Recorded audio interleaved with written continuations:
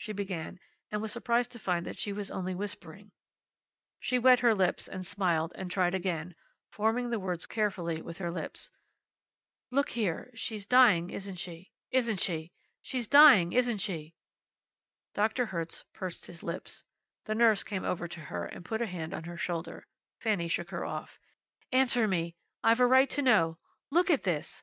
She reached forward and picked up the inert, cold, strangely shriveled blue hand again. "My dear child, I'm afraid so."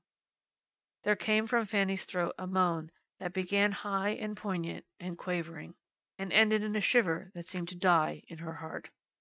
The room was still again, except for the breathing, and even that was less raucous. Fanny stared at the woman on the bed, at the long, finely shaped head with the black hair wadded up so carelessly now, at the long, straight, clever nose, the full, generous mouth. There flooded her whole being a great, blinding rage. What had she had of life? She demanded fiercely. What? What? Her teeth came together grindingly. She breathed heavily through her nostrils as if she had been running.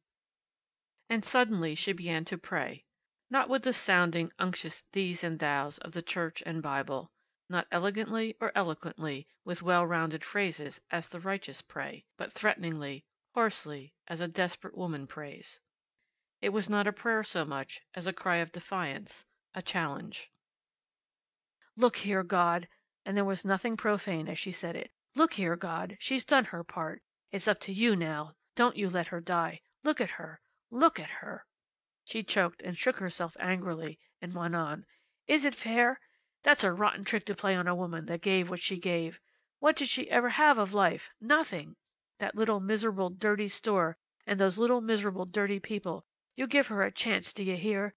You give her a chance, God, or I'll—" Her voice broke in a thin, cracked quaver. The nurse turned her around suddenly and sharply and led her from the room. End of chapter 7.